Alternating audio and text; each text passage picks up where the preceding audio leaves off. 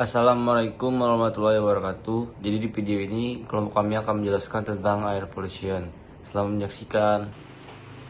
Polusi udara. Polusi udara adalah kondisi di mana udara di lingkungan tercemar oleh zat-zat berbahaya yang dapat mengganggu kesehatan manusia, makhluk hidup, lingkungan, serta dapat merusak properti.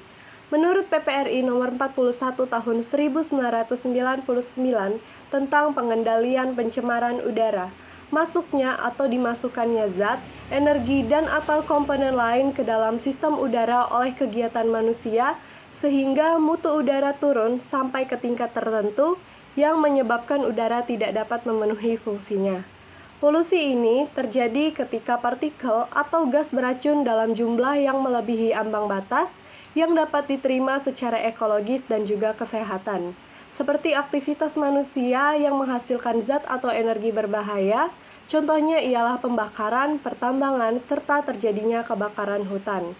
Populasi yang terdampak tidak hanya bayi hingga lansia saja, tetapi juga berbahaya bagi individu yang memiliki penyakit komorbid. Jadi di sini saya akan menjelaskan secara spesifik apa sih itu polusi udara. Jadi polusi udara adalah kondisi di mana udara tercemar oleh zat-zat asing berupa bahan kimia, partikel padat, atau mikroorganisme yang dapat membahayakan kesehatan manusia, hewan, tumbuhan, dan lingkungan secara keseluruhan. Secara umum, polusi udara merupakan masalah lingkungan yang menyebabkan perubahan komposisi udara dari keadaan normalnya sehingga menimbulkan dampak negatif terutama pada kesehatan makhluk hidup. Menurut World Health Organization atau WHO, polusi udara adalah pencemaran lingkungan di dalam atau luar ruangan oleh bahan kimia fisik atau biologis yang mengubah karakteristik alami atmosfer. Polutan utama yang sering ditemukan adalah partikel halus, karbon monoksida, ozon, nitrogen dioksida, dan sulfur dioksida yang dapat menyebabkan penyakit pernapasan dan masalah kesehatan lainnya. Polusi udara dapat berasal dari berbagai sumber, baik alami maupun aktivitas manusia. Sumber alami meliputi erupsi gunung berapi, kebakaran hutan, dan mikroorganisme, sedangkan sumber akibat manusia antara lain pembakaran bahan bakar fosil di kendaraan bermotor, pabrik, pembangkit listrik, serta pembakaran sampah biomasa.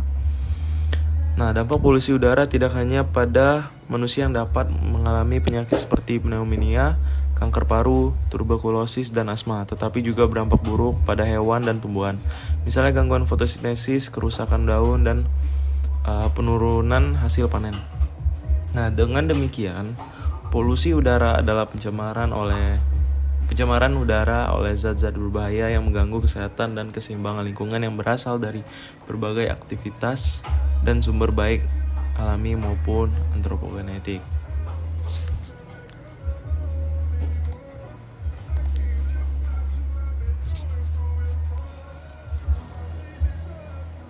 Nah, contoh-contohnya yaitu yang pertama ada sumber polusi udara. Di sumber polusi udara ini adanya sumber alamiah. Contohnya ada letusan gunung berapi yang mengeluarkan abu dan gas beracun. Terus ada kebakaran hutan dan lahan yang menghasilkan asap dan partikel halus. Adanya debu dari angin kencang di daerah gurun atau kering. Dan yang terakhir adanya emisi dari tumbuhan dan mikroorganisme yang menghasilkan gas seperti metana. Selanjutnya ada sumber antropogenik atau yang bisa dibilang akibat dari manusia. Yang pertama ada kendaraan bermotor yang membakar bahan bakar fosil, adanya industri dan pabrik yang mengeluarkan gas, dan pembakaran sampah dan biomasa yang menghasilkan asap dan zat beracun. Yang terakhir ada pembangkit listrik berbahan bakar fosil yang menghasilkan gas rumah kaca dan polutan lainnya. Nah, selanjutnya ada dampak polusi udara. Dampak polusi udara dari kesehatan, yang itu pertama ada gangguan pernapasan seperti asma, bronkitis, dan pneumonia. Adanya penyakit kardiovaskular, adanya resiko kanker paru-paru, dan adanya gangguan perkembangan janin dan anak. Dan berikut ada dampak dari lingkungan. Yang pertama ada kerusakan tanaman akibat gas beracun seperti SO2 dan O3. Adanya penurunan kualitas tanah dan air akibat deposisi polutan, adanya perubahan iklim akibat peningkatan gas rumah kaca, dan yang terakhir adanya penipisan lapisan ozon stratosfer. Jadi kesimpulannya, polusi udara adalah masalah serius yang terjadi akibat zat-zat berbahaya masuk ke atmosfer melebihi batas normal, berasal dari sumber alami maupun aktivitas manusia, dan menyebabkan berbagai dampak negatif pada kesehatan manusia dan lingkungan. Oleh karena itu, pengendalian polusi udara sangat penting untuk menjaga kualitas hidup dan kelestarian alam. Oke, tadi sudah dijelaskan mengenai spesifik pencemaran udara. Di sini ada sumber dan jenis pencemaran udara. Polusi udara adalah pencemaran udara oleh zat-zat berbahaya yang disebut dengan polutan. Tadi sudah dijelaskan oleh Farel sebelumnya mengenai sumber pencemaran udara dibedakan menjadi dua, yaitu ada yang buatan dan ada yang alami. Pencemaran udara sendiri dibedakan menjadi dua, ada yang primer dan ada yang sekunder. Pencemaran primer ialah substansi yang ditimbulkan langsung dari sumber pencemaran udara. Contohnya karbon monoksida, karena ia adalah hasil dari pembakaran. Sedangkan pencemaran udara sekunder ialah substansi yang terbentuk dari reaksi pencemar-pencemar primer di atmosfer.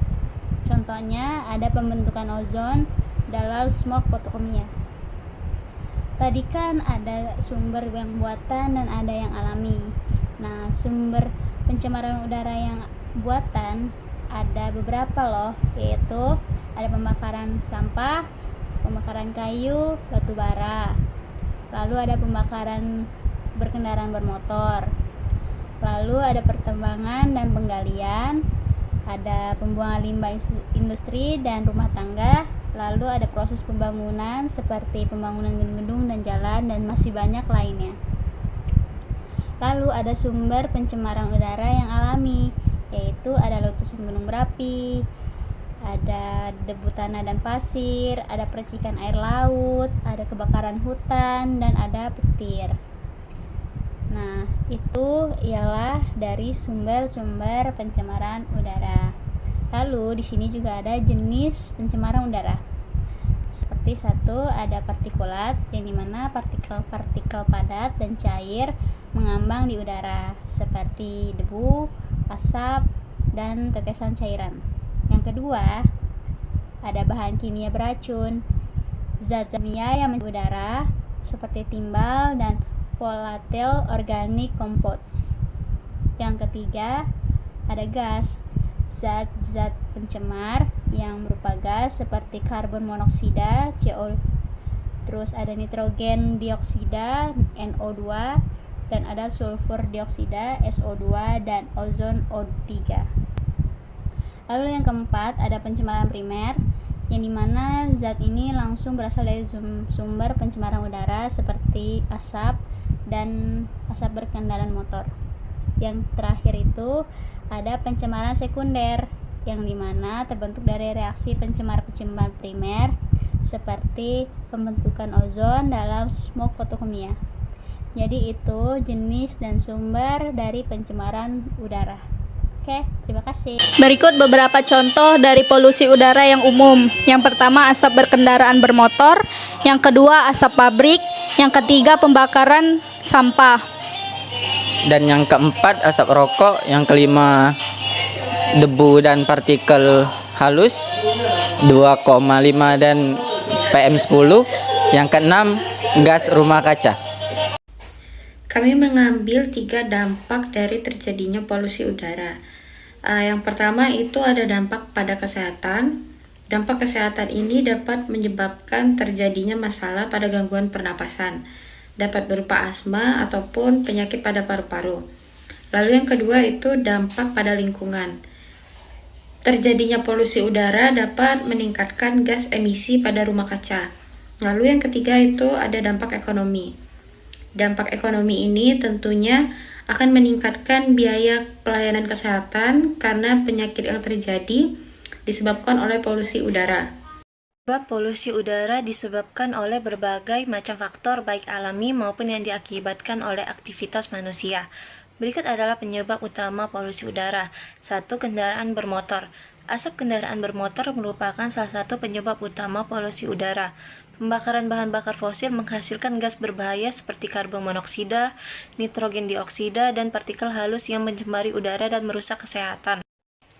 2. Pembangkit listrik. Pembangkit listrik menggunakan bahan bakar fosil seperti batu bara, minyak bumi, dan gas menghasilkan emisi karbon dioksida, sulfur dioksida, dan nitrogen oksida yang berkontribusi pada pencemaran udara dan perubahan iklim.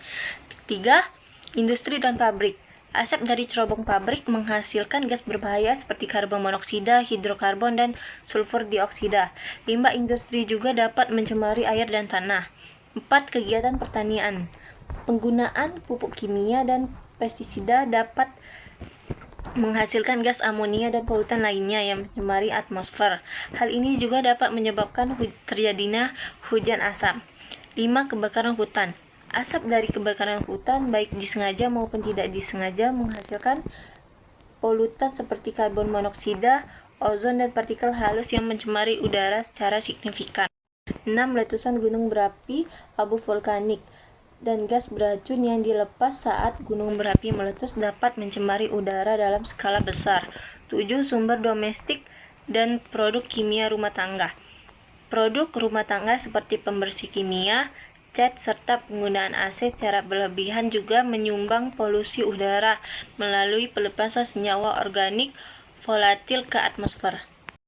Berikut beberapa solusi untuk mengatasi polusi udara, baik dalam skala individu maupun kebijakan besar. Yang pertama, pengaruh emisi kendaraan. Jadi, gunakan transportasi umum, sepeda, atau jalan kaki untuk mengurangi populasi udara. Yang kedua, ada energi ramah lingkungan, seperti gunakan sumber energi bersih seperti tenaga surya, angin, atau air. Yang ketiga, penghijauan. Jadi, tanam pohon dan perbanyak ruang terbuka hijau di perkotaan. Itu juga menjadi salah satu upaya untuk mengurangi populasi udara. Yang keempat, pengelolaan limbah.